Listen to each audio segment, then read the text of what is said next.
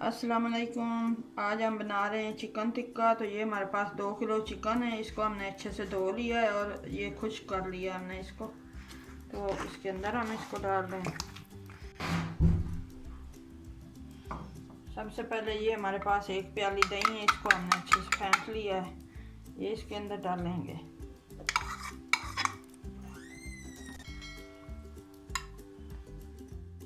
ये हमारे पास चिकन टिक्का मसाला है, तो ये हमने 2 चम्मच लिए। हमने चिकन टिक्का नेशनल का लिया, आप शान का भी ले सकते हैं अपने टेस्ट के हिसाब से। ये हमने डाल दिया इसमें।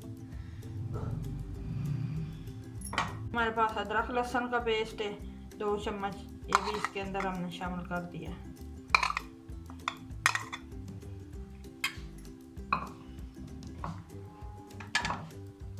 ये हमारे पास मसाले हैं, साबुत धनिया है, ये पीस लिया हमने 1 चम्मच, ये हम इसके अंदर शामिल कर रहे हैं। ये आधी चम्मच हमारे पास हल्दी पाउडर है, ये भी इसके अंदर शामिल कर रहे हैं।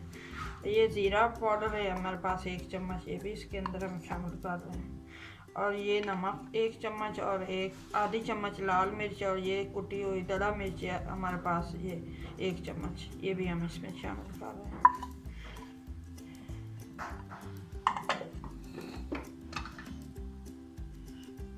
ये 2 से 3 चम्मच हमारे पास लेमन का रस से निकाल लिया हमने, जूस लेमन का, तो ये इसके अंदर ये भी डाल रहे हैं। इसको हम अच्छे से मिक्स करते हैं।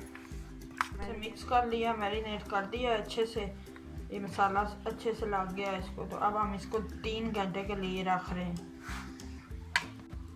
इसको हम रख रहे हैं। चिकन हमारे को 3 घंटे हो चुके हैं। तो अब हम, ये हमारे पास ग्रिलर है, आप कुकर में किसी भी और चीज़ में कर सकते हैं, टिक्के बना सकते हैं। तो ये हमारे पास ग्रिलर है, हमने इसके अंदर डाल दिया चिकन इस तरह से।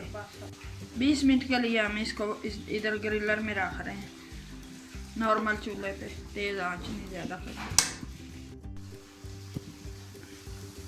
ये देखिए हमारा जो चिकन टिक्का है ये तैयार हो चुका है।